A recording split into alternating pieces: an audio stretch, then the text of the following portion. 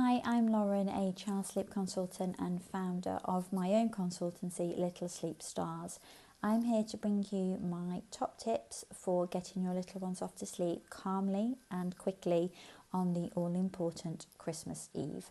So the first tip is to get outside as much as you can during the day on Monday.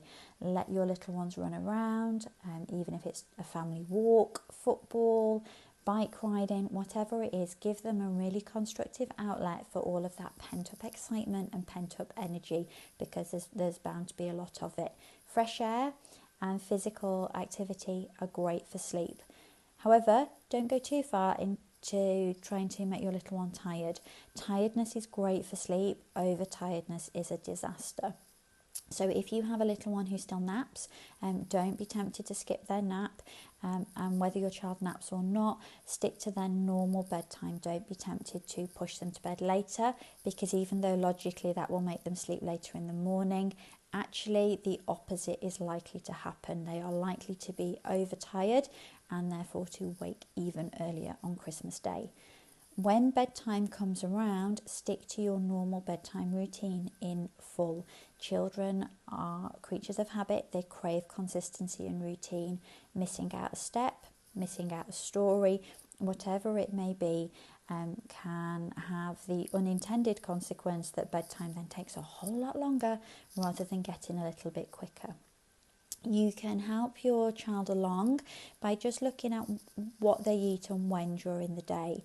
So whilst I am not for a second saying sweet treats are off the menu on Christmas Eve, just be mindful that sugar, and particularly chocolate, which not only contains sugar but also caffeine, if they are consumed late in the day, then they will make it physically harder for a child to settle down to sleep.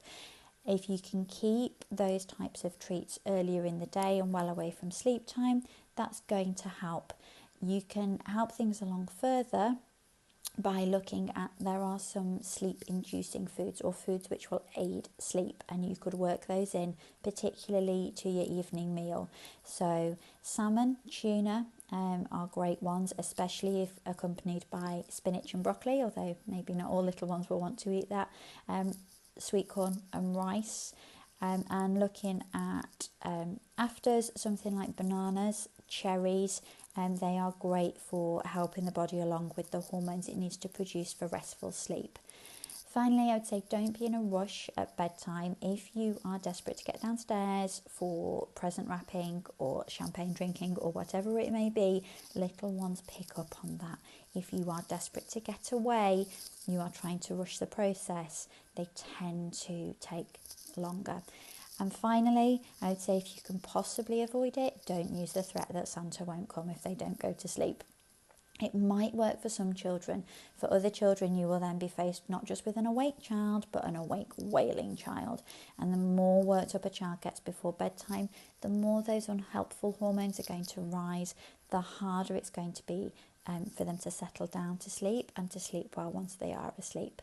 So I hope they are helpful. I hope you all get a great night's sleep on Monday and that you all have a brilliant Christmas day. Bye.